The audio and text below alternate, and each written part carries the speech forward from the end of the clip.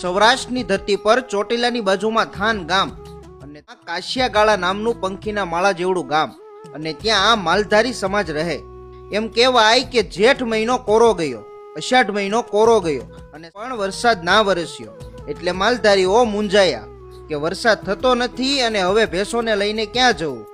સાહેબ, ત્યારે રાજાશાહી વખતનો સમય એટલે વાંકાનેર સ્ટેટના રાજપૂતે કહ્યું કે બધા માલધારીઓને ભેગા કહો કે વર્ષ મોડું છે એટલે એમને જેટલી જોઈએ એટલી નિરણ મારે વાંકાનેર રજવાડા તરફથી આપવી છે. પછી તો બધા માલધારી ભેગા થયા અને વાંકાનેર સ્ટેટમાં આવીને બેઠા છે. આ બાજુ બધાને 15, 20, 50 એટલી નિરણ આપવામાં આવે છે અને એમાં લોબડીનો છેડો ખભે રહી ગયો અને એક ભુવાજી માં ખોડિયારના પરમ ઉપાસક ઊભા છે. એટલે વાંકાનેર દરબાર પોતાના વજીરને પૂછે છે કે આ કોણ છે? વજીર બોલ્યા, માં ભગવતી માં ખોડિયારના ભુવા છે. દરબાર પૂછે છે કે એમનું નામ શું છે? એટલે કહ્યું કે બાપુ, એ ભરવાડનો દીકરો છે અને નથુ અલગોતર એમનું નામ છે. દરબાર કહે છે કે એમને અહીંયા બોલાવો.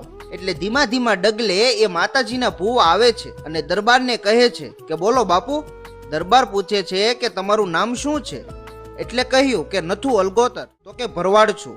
દરબાર પૂછે છે કે આ ધાબળી શેની છે? એટલે કહ્યું કે બાપુ, હું માતાજીનો ભુવો છું. એટલે આ બાનું મેં ખભે રાખ્યું છે. એમ આને બાનું કહેવાય? એટલે કહ્યું કે હા બાપુ, મઢમાં જ્યારે રાવળદેવ ડાક વગાડતા હોય ત્યારે માતાજીની ધાબળી માથે ઓઢીને અમે અમારી વસ્તીને ખમાયું આપતા હોય એની આ નિશાની છે. દરબાર કહે છે કે ભુવાજી, તો કે હા કરો ને.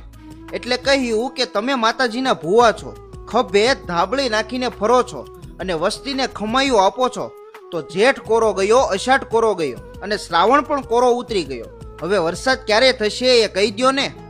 સાહેબ, ચારે બાજુ માલધારીઓ ઊભા છે અને ત્યારે વાંકાનેર સ્ટેટના રાજા ભુવાજી નથુ અલગોતરને પડકાર કરે છે. વરસાદ ક્યારે થશે? તો હું માનું કે માતાજી છે.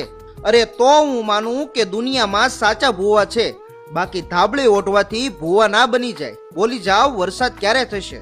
પછી તો સાહેબ એમ કહેવાય કે જ્યાં બીજી વાર પડકારો થયો ને ત્યાં નથુ અલગોતર નામના એ ભરવાડના દીકરાને થરથર ધ્રુજારી આવવા લાગ્યો.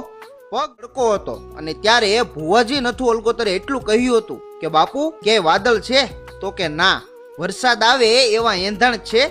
દરબાર કહે છે કે ના, વરસાદ આવે એવું વાતાવરણ નથી. તો સાંભળ, હું નથી બોલતો, પણ મારી માનું બાનું ઓઢ્યું હોય અને જો 5 આંગળીએ સારા નિવેદ કર્યા હોય તો કાલે સૂરજ ઉગે અને આથમે ત્યાં સુધીમાં વાંકાનેરની બજારમાં પાણી ફેરવી દઉં તો માનજો કે નથુ અલગોતરની માં ખોડિયાર બોલી હતી હો. અરે છબછબિયા કરે એવો વરસાદ નહીં, પણ વાંકાનેરની મચ્છુ નદીમાં વાસળા જેટલા ઊંચા ઉલાળા મારે એટલું માનજો કે જૂના થડમાંથી નથુ અલગોતરની માં ખોડિયાર બોલી હતી.